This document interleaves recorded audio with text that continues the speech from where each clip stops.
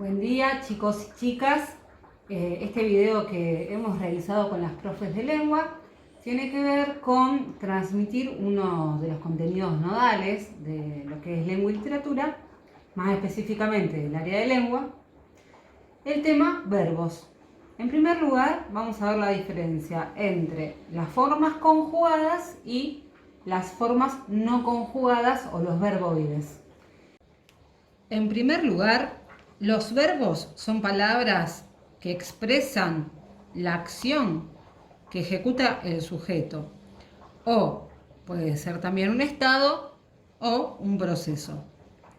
Entonces, cuando están conjugados, concuerdan, quiere decir que coinciden tanto el verbo como el núcleo del sujeto en persona y en número.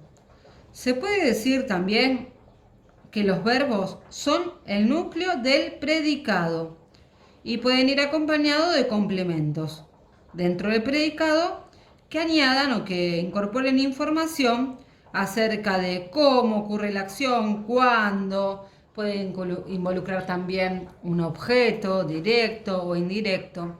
Con esto lo que quiero decir es que el verbo tiene dentro de sí un cúmulo de información que vamos a desglosar de acuerdo a este conjugado o no. Fijémonos en estos dos casos. Cuando el verbo está conjugado, tomemos por ejemplo amaremos, ¿qué vamos a desglosar en este verbo? En primer lugar, la persona.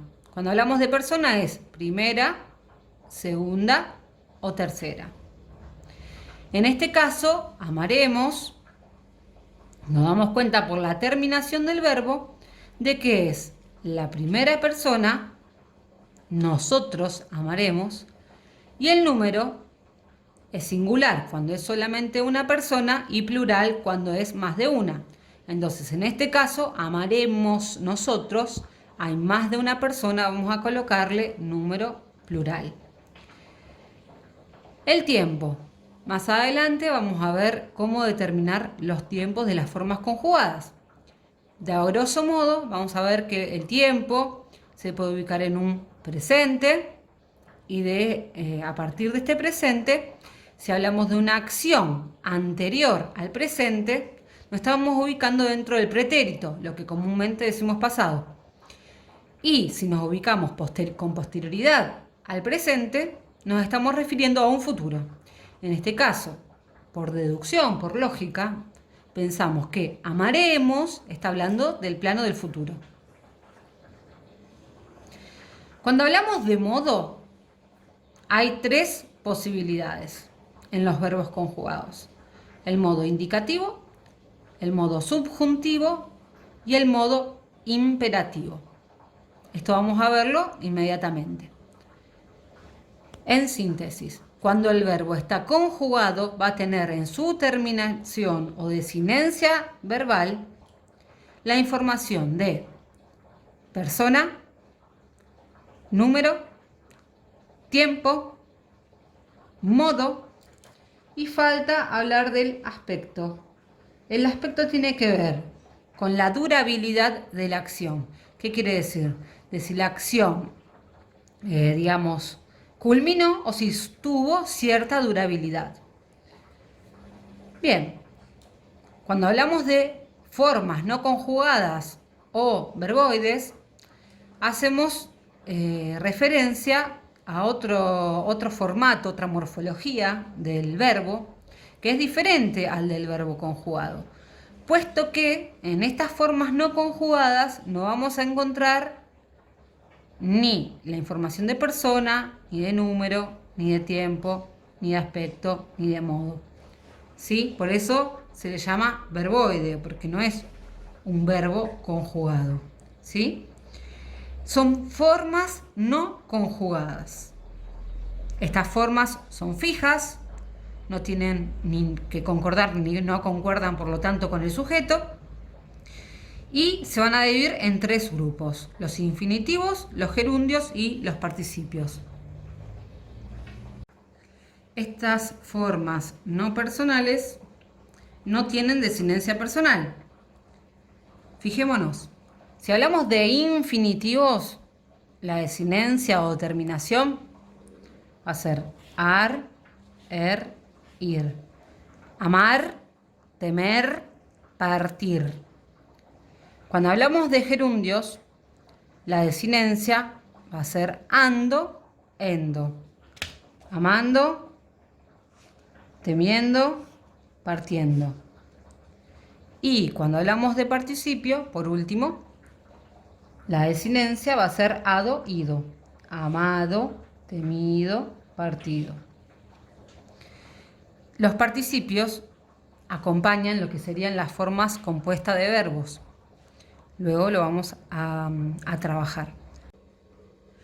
Cuando hablamos de conjugación verbal, nos referimos al conjunto de todas las formas que puede adoptar un verbo, con la información que vimos previamente.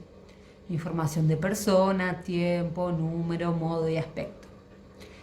Para determinar cuál sería la conjugación a la que pertenece el verbo, tenemos que preguntarnos lo siguiente. El verbo a analizar. Si su infinitivo termina en ar, sería perteneciente a la primera conjugación. Puede ser, por ejemplo, amar, saltar, considerar. Si el verbo pertenece a la segunda conjugación, quiere decir que su infinitivo tiene la terminación o la desinencia er. Como temer, comer, suponer, etc. Cualquier verbo que termine en er.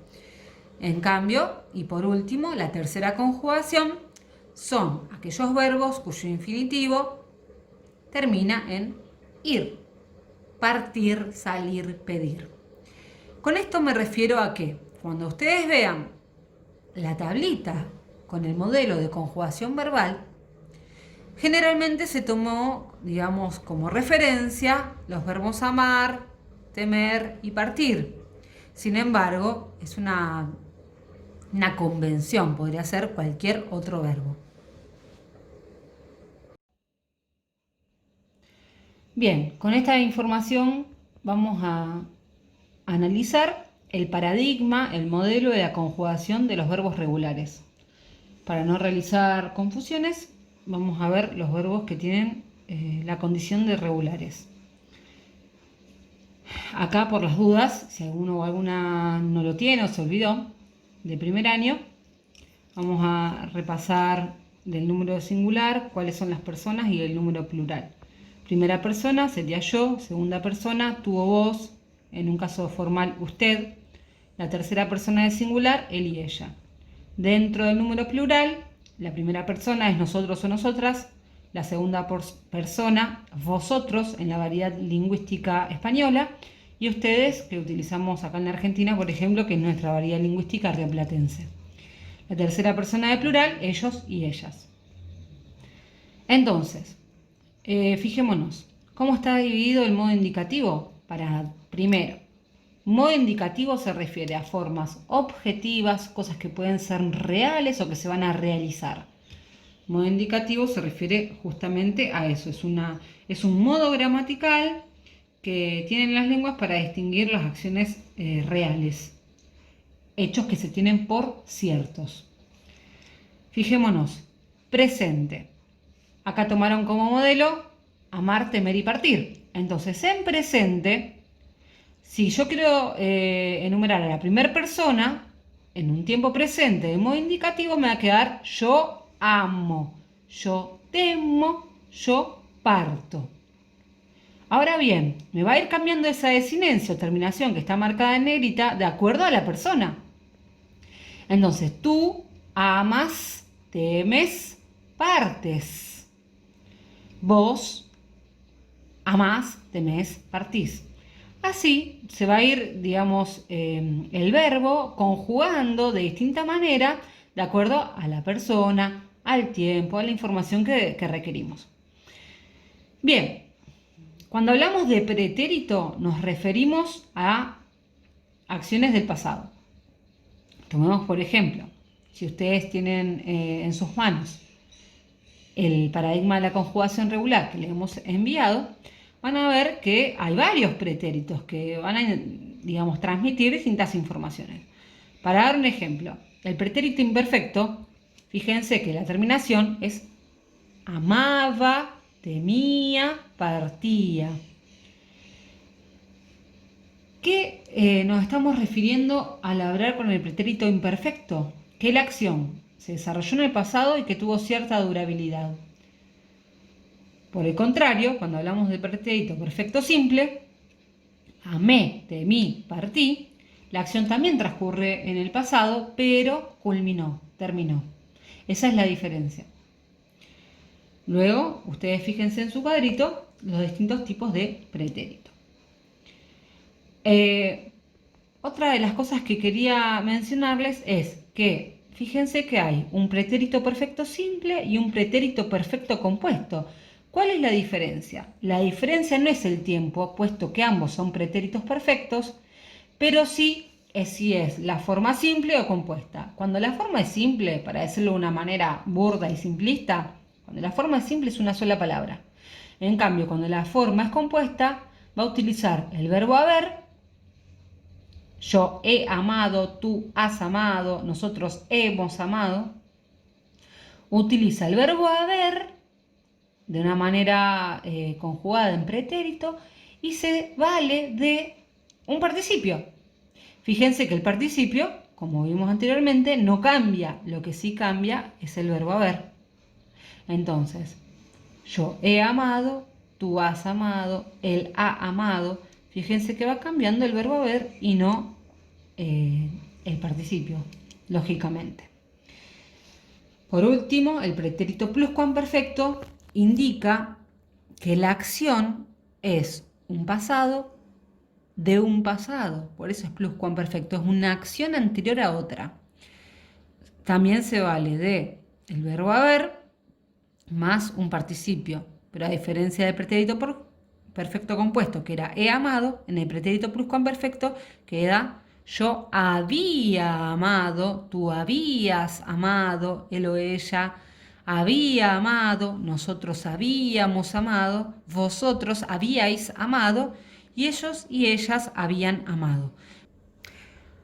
Para dar un ejemplo de pretérito pluscuamperfecto, les voy a dar la siguiente oración. Cuando él llegó, la mujer ya se había ido. En ese caso, ¿qué quiere decir? De que con anterioridad a que haya llegado, la mujer ya se había ido. Entonces esa es una acción dentro del pasado, pero anterior a otra. Por eso se llama pretérito pluscuamperfecto. ¿Sí? Dentro del futuro, vamos a tomar el futuro simple. Yo amaré, temeré, partiré. Tú amarás, temerás y partirás. Él o ella amará, temerá, partirá. Nosotros o nosotras amaremos, temeremos, partiremos.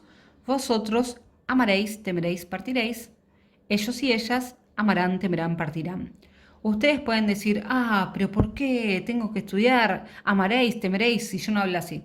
Justamente porque muchas de las cosas que vamos a leer y también ver en series, etcétera, utilizan la variedad lingüística del español, castizo. Entonces, por más de que no lo utilicemos en el día a día, lo tenemos que entender y saber conjugar. Los invito y las invito a recorrer el paradigma de la conjugación regular para observar los distintos tiempos verbales del modo indicativo. Por último, quería indicarles que los verbos se llaman regulares porque se van a adaptar a ese paradigma de la conjugación regular. En cambio, los verbos irregulares son aquellos que cuando se conjugan en algunos tiempos, o de acuerdo a distintas personas, distintos casos de irregularidad, no se adaptan al modelo de conjugación. En este video solamente vamos a ver verbos regulares. ¿Cómo determinar la raíz y la desinencia de un verbo regular? Toma un verbo cualquiera, por ejemplo, amo. Bien. A ese verbo lo voy a transformar en su infinitivo, amar. ¿Cómo hago para determinar la raíz? Le quito la desinencia del infinitivo y me va a quedar como raíz amo. Entonces, si tomamos el verbo amo, vamos a descubrir que am es la raíz. Y la O va a ser la desinencia. Ahora bien, cuando tengamos que analizar cualquier verbo, solamente vamos a marcar como raíz am y el resto va a ser la desinencia. Con esto damos por finalizado el video de verbos. Espero que les guste y fundamentalmente que les sirva. Un beso grande.